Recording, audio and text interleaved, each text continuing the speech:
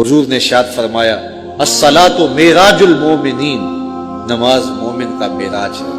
تو اس معراج کو حاصل کرو، سرور لو، لطف لو، اس کا قرار پاؤ اور اس کی لذتوں سے سرشار ہو جاؤ، اور 5 نمازیں ادا کرنے کے ساتھ ساتھ نوافل ادا کرنے کی عادت بھی بنا لو، بلکہ سحری کا اٹھنا معمول زندگی بنا لو۔ ایک روایت میں آتا ہے کہ سحری کے وقت جب بندہ اٹھتا ہے اور اپنی بیوی کو بھی اٹھاتا ہے کہ اللہ کی بندی تو بھی اٹھ اور نماز پڑھ، نوافل پڑھ، لیکن گہری نیند کے نشے میں بیوی نہیں اٹھتی۔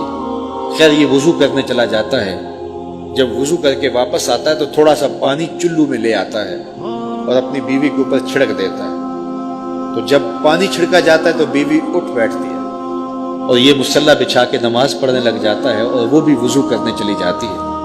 تھوڑی دیر کے بعد جب وہ وضو کر کے آتی ہے تو وہ بھی مصلی لے کے اس کے ساتھ بچھا لیتی ہے۔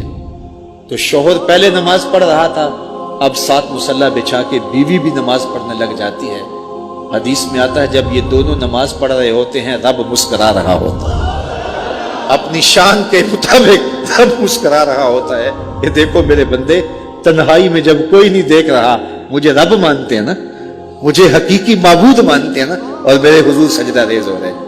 پھر کتنی رحمتیں میاں بیوی میں اترتی ہیں کوئی اندازہ ہی نہیں کر سکتا ہے۔ رب اپنی شان کے مطابق مسکرا رہا ہوتا ہے اور ان پر رحمتوں کا نزول کر رہا ہوتا ہے۔ تو آؤ 5 گانا نماز شعار زندگی بنا لو، اور زندگی میں نماز کو کبھی بھی قضا نہ ہونے دو۔ وہ بدبخت ہیں جو اللہ کے حضور سجدہ نہیں کیا کرتے، اور وہ خوش نصیب ہے جن کی پیشانیاں سجدوں سے آباد ہیں۔ قیامت کے دن وہ نور نور چہرے دور سے پہچانے جائیں گے جو نماز کے خوگر ہیں، نماز کے عادی ہیں۔ اس وقت تقریباً 90% طبقہ امت کا نماز نہیں پڑھتا ہے، اور صرف 10% لوگ نماز پڑھتے ہیں۔ تو پوری امت کے اوپر نماز فرض ہے، واجب ہے، لازم کی گئی ہے۔ اللہ 5 گانا نماز کی توفیق عطا فرمائے، اور ہماری نسلوں میں بھی نماز کا نور باقی رہے۔ ہماری اولاد میں سے، ہماری نسلوں میں سے کوئی ایک شخص بھی نماز کی دولت سے محروم نہ رہے۔